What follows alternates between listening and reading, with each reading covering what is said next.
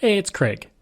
I just wanted to let you know that you can listen to Canadian History X early and ad-free on Amazon Music, included with Prime. Greetings and welcome to another episode of Canadian History X. If you'd like to support the podcast, you can. Just go to patreon.com/CanadaEHX. You can support the podcast for as little as $3 a month. As well, if you'd like to, you can donate to the podcast by going to my website. Just click donate at CanadaEHX.com. Today on the podcast, I'm speaking with Michael Posner. He wrote a book called Leonard Cohen, The Untold Stories, The Early Years. This is one of 3 books that he's doing on Leonard Cohen.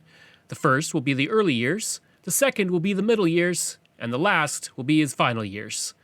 And we all know who Leonard Cohen is. He's arguably one of the greatest musicians, poets, writers, artists in Canadian history. And we lost him just a few years ago. So I'm going to talk with Michael about Cohen and the unique stories that he's found. So let's get right to it. What kind of led you to write this book about, books about Leonard Cohen? A few things. One is, he was a giant, was and remains a giant cultural figure, not just a Canadian icon, but an international icon, a larger than life figure whose work I suspected will last for a very long time. 2, having read a number of other Cohen biographies, all of which have their merits, and I liked them all, but I nevertheless felt there was lots that had been left out.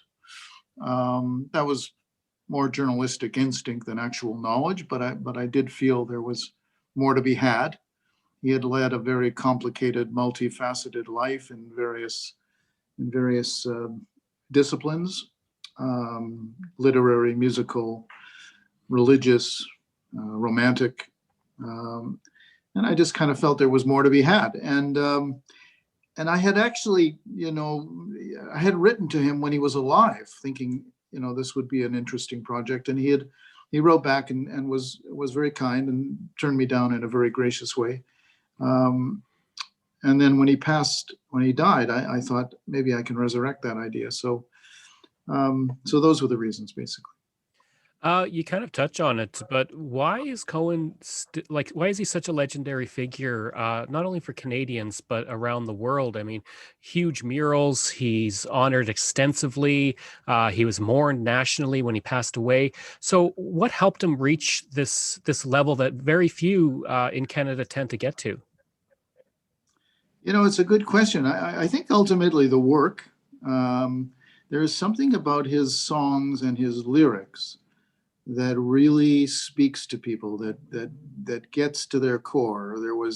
You could say, well, some of the work is some sort of quasi-prophetic songs like The Future or Democracy from his 1993 album.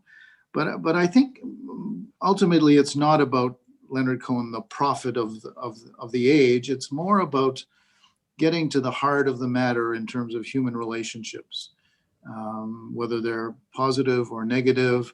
He's somehow able in his lyrics and his music, and they go together so well, to capture what people actually experience in life in a way that very few other artists do. I mean, as you say, what other artist can you name that has a 9-story mural painted on a building anywhere in the world?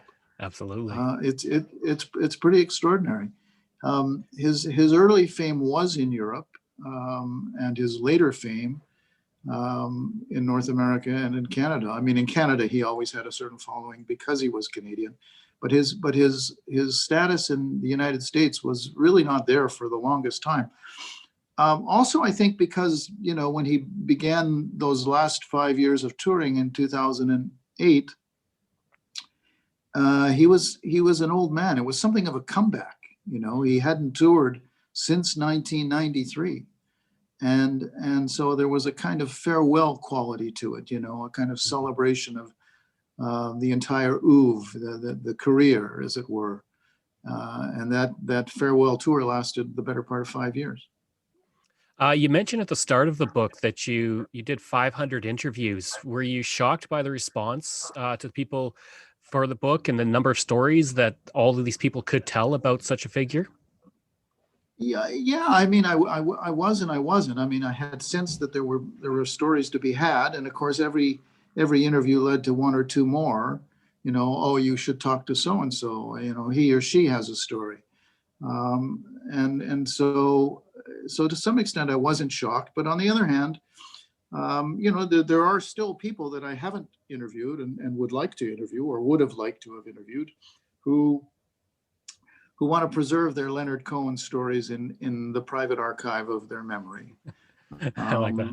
They don't want to share them, Hmm. and I understand that, though I regret it because I think, in a sense, history is the loser there. Because my argument to such people is that we know very little about William Shakespeare because nobody bothered to write down, to interview his friends and his girlfriends and his ex-wives, and we have about 12 facts about Shakespeare that we can certify, as gospel. Hmm. But in the modern age, Leonard Cohen is not Shakespeare, but he's going to last a long time, and people are going to want to know about his life, and we have this opportunity. I had this opportunity, I thought, to try to record some of that stuff and to connect the life in a better way, perhaps, to the actual work. And so I began, and I was gratified. A lot of people said no, but more people said yes. Do you have any favorite story from the early years of Cohen?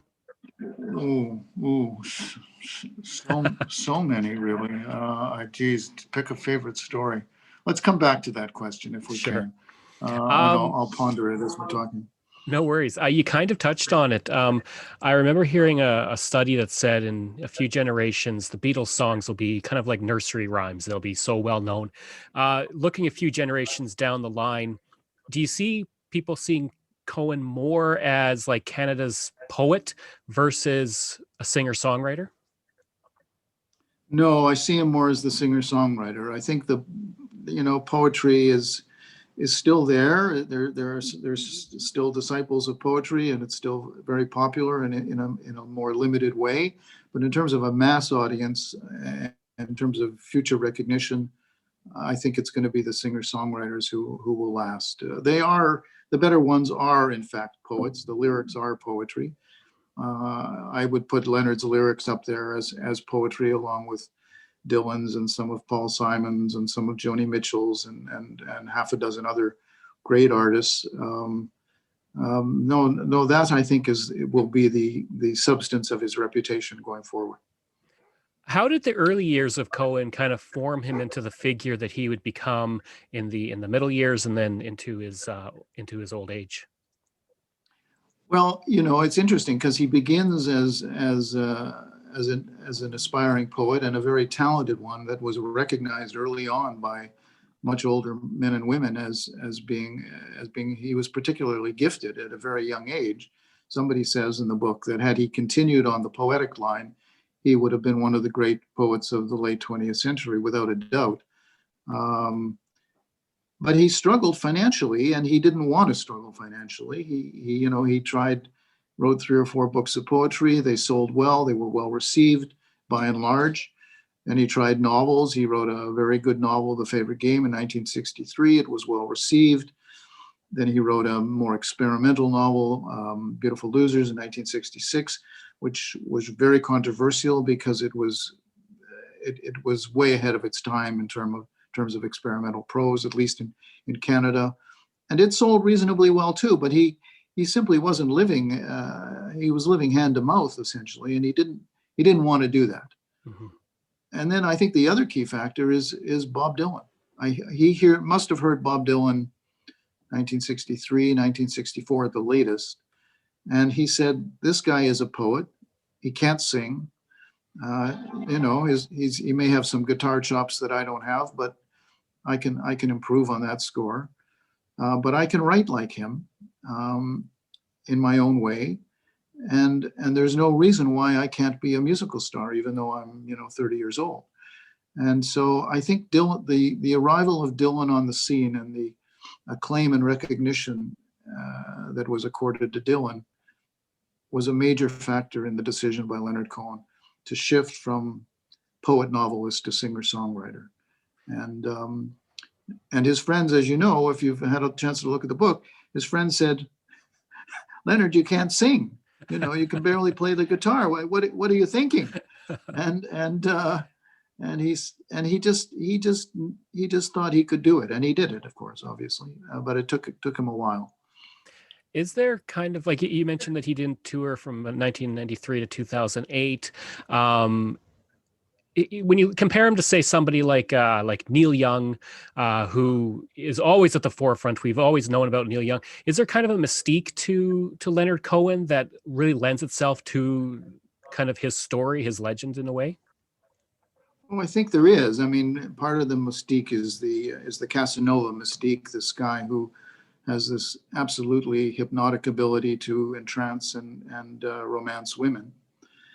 Part of it is the religious, the cloak of spirituality that he wears so easily. You know, his immersion in not just the religious allusions that fill his lyrics and his poetry, both to Judaism and Christianity, but his immersion in Zen and in an early part of his career, even in Scientology, but more latterly in Zen Buddhism, in which he was very to which he was very deeply committed. In part of the reason he doesn't tour after 1993 is that he spends the better part of 5 years becoming a monk in the Rinzai-ji Zen Buddhism order on Mount Baldy in California. And he's busy writing new material, both poetry and song, but he's not really touring. He embarks on a very spiritual exercise. And in fact, at the end of his 4 or 5 years at Mount Baldy, he then goes to India and begins to study with a Hindu's guru, who he has a lot of time for. He initially goes to India in about early 1999, planning to spend a few weeks, and ends up spending 4 months, and then goes back 3 or 4 times over the next few years. Like he was a serious seeker. And so, you know, people relate to that. You know, they don't see him as a guy who was trying to trivialize human relationships or make a quick buck off of an easy song lyric. He was a real craftsman. He was totally dedicated to his work. And so those are some of the elements, I think, that make him so captivating. So apart from compiling 500 interviews, thousands of hours of tape, what was the biggest challenge in creating the book? Well, the transcription is not a lot of joy. You have to, you know, think about the exercise. You know, there are 500 plus interviews. Not all of them are in this first book. Some will be in, there's 2 books to come. So some of them will be in those, but there's several hundred in this book. And so you have to listen to the tape, extract the best parts of it, then decide where in the book those parts should go, because some people knew them for 30 years. And so their voices are going to appear in many chapters. And then you have to try to link those extractions to other extractions that hopefully make some coherent sense to the reader. That's the challenge. It's a lot of cutting and pasting. I sometimes think that if I ever do a book about myself, it'll be called Cutting and Pasting. So that's a challenge. And then, of course, finding people, which is much easier today because of the internet, because somebody would say, well, you need to talk to Joe Smith, and there's a lot of Joe Smiths in the world, and which is the one that knew Leonard Cohen? Is he still alive? Where is he? Will he talk to me? How can he be persuaded to talk to me? All of those are challenges as well. Let me come back to your earlier question, because sure. I think it's important to say that of the hundreds of voices that I've talked to, overwhelmingly, they only have positive things to say about Leonard Cohen. But there are a few exceptions, and the story, a short little anecdote I'll tell you deals with one of those exceptions, because it shows you that he wasn't a perfect human being. There were flaws in the character, and he didn't hit it off chemically with every person he encountered. So it's 1965 or 1966. Um, he's friendly with an aspiring filmmaker named Henry Zemmel, who's also on a kind of spiritual path in his own way, and they're both into drugs in a heavy way, LSD at the time. And he's going to visit Henry and his then wife Carol Zemmel in Montreal. And Henry goes out perhaps to find some LSD. It's not clear, but he leaves Leonard alone with Carol. And Carol has huge respect for Leonard's work at that time, mostly poetry, but she's not so totally enamored of the man himself, of his personality. And she's left alone with Leonard for half an hour, and he can't talk to her. So he puts a Mexican blanket over his head and sits on the floor for half an hour and won't say a word to Carol Zemmel. And she is deeply offended and deeply humiliated. What's wrong with me that you can't even hold an ordinary conversation? And this is an outlier in the Leonard Cohen narrative, because it happens so rarely. But it does show you that there were times when he just couldn't summon up what was for him a kind of reserve of grace and courtesy that he afforded almost everybody. Anyway, I kind of enjoy that story just because it's such an anomaly. It's very unique too. It's a very good story. Obviously there's more books to come, but in this first book, kind of what's your goal? What do you want to get across to the reader? So I wanted to convey some of, the journey, the arc of the journey from very talented young poet turned novelist into singer-songwriter, just that historical arc. I wanted to try to some extent, and it's not easy, but to some extent create a portrait of the times, the ferment of the 1960s, where you had a woman's revolution, a sexual revolution, a drug revolution, a music revolution, and in Quebec, a political revolution. All of these are formative influences on Leonard Cohen. You couldn't escape them, and they're reflected in his poetry or in his music. And so I'm trying to capture some of that. And then just to give you various aspects of the man. I like to call it Leonard Cohen as Rashomon, the Japanese film by Kurosawa, which is basically the same story told by, I don't know how many different points of view, four different points of view. And here you're getting, sometimes several hundred points of view of Leonard Cohen, not all of them in agreement. Well, in fact, that's the point of the exercise, is to show you how complicated he was.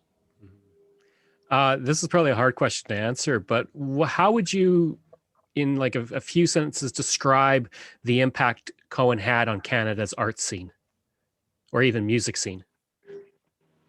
Oh, I think it's huge, and it goes beyond Canada, of course.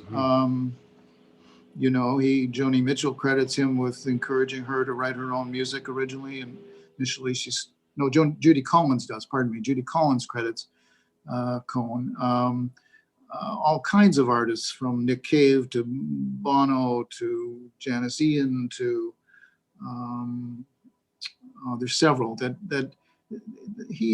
there were a lot of musicians, certainly later in the 80s and 90s, who saw his music as something that really spoke to them and influenced them. And so I think they see in him a guy who was dedicated to his craft, who wasn't content to, not that some of the lyrics that are knocked off in 10 minutes are bad, some of them are great, but Leonard would work at his lyrics for months and years in many cases. Famously, there's 80 verses of Hallelujah, most of them on the cutting room floor. And If It Be Your Will is a song that took him years to write. And so I think he garnered respect as a genuine artist committed to his craft. And his influence extends well beyond Canada.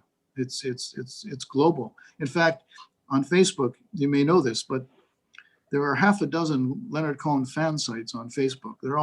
There's some overlapping membership, unquestionably, but each of them has several thousand members, and by and large, they're European members.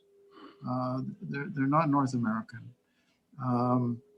He sort of became identified with the more traditional European or French chansonnière tradition, as a guy with. It wasn't the quality of his voice that mattered; it was the authenticity of his voice, and he had that, and they recognized it. So I think his influence was huge. So there's two volumes to come, looking at the middle and then later life. When can we kind of expect those two to come out? Well, in a perfect world, which we don't live in,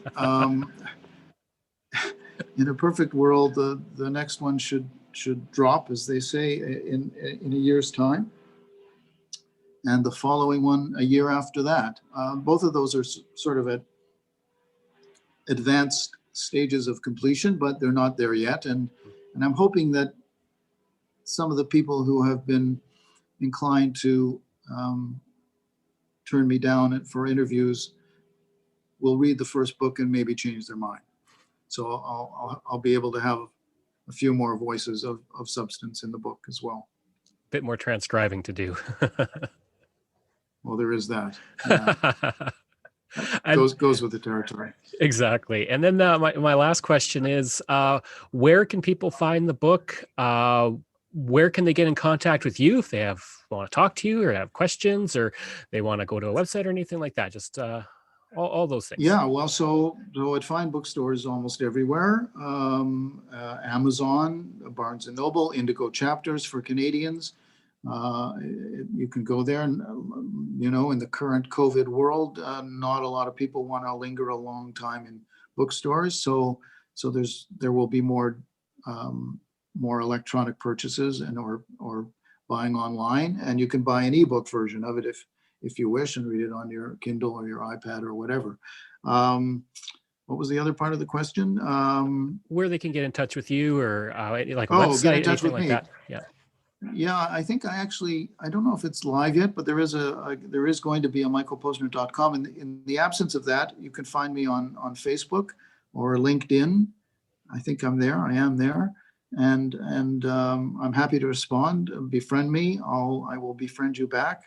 And if anybody has any good Leonard Cohen stories, I'm still in receiving mode.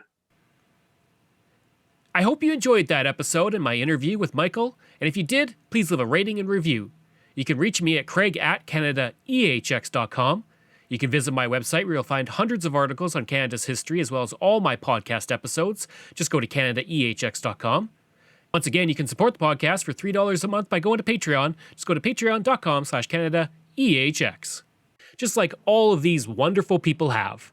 Clinton Martinez, Dimitri Chauve, Aaron O'Hara Myers, Robert Dunseith, Todd Casey, Catherine Roy, Luke S., Vic Hedges, J.P. Bear, Jason Hall, Phil Maynard, Spencer M., and Iris Gray. If you'd like to get in touch with me, you can do so through Facebook. Just go to facebook.com/CanadianHistoryX. I'm on Twitter. My handle is Craig Baird, CraigBaird. And of course, you can find me on Instagram. Just search for Bairdo37. Thanks, and we'll talk to you again next time.